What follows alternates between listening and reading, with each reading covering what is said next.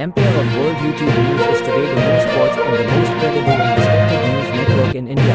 From the part breaking, the world this week, nominated as one of India's upcoming best, you are watching Empire of World. NDA की संयुक्त press वार्ता में जनगणना पर चर्चा, PM Modi व सीएम नीतीश को दी बधाई।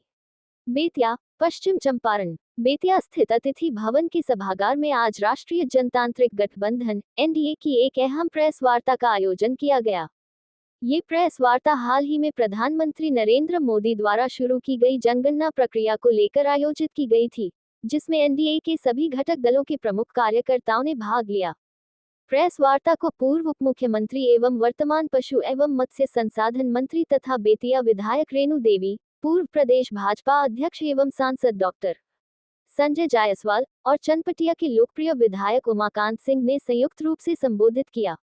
प्रेस वार्ता में नेताओं ने प्रधानमंत्री नरेंद्र मोदी के नेतृत्व में प्रारंभ की गई नवीन जनगणना प्रक्रिया की सराहना की और इसे देश के विकास एवं योजनाओं के सुचारू क्रियान्वयन के लिए एक ऐतिहासिक कदम बताया।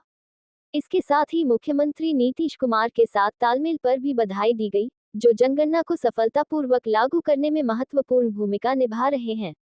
नेताओं ने 2011 की जनगणना को लेकर विपक्ष पर पलटवार करते हुए कहा कि पूर्ववर्ती सरकारों की लापरवाही और आंकड़ों की पारदर्शिता में कमी ने कई जनकल्याण योजनाओं को प्रभावित किया।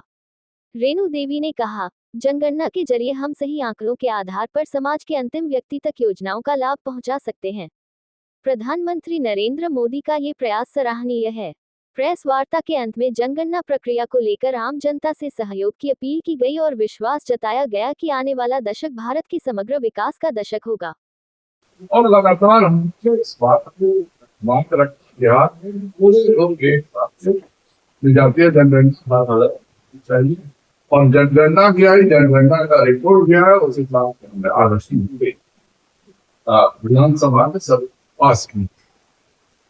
दिक्कत थी कि कोई ऑथेंटिसिटी नहीं, क्योंकि ये सारे रिपोर्ट सर्वे माननीय प्रधानमंत्री आह्वान करते इस बार बिल्कुल स्पष्ट शब्दों में कि जो इस बार जनगणना होगी, इसी जनगणना के साथ राष्ट्रीय जनगणना होगी, जिसके लिए माननीय नीतीश कुमार जी एनडीए और सभी दलों को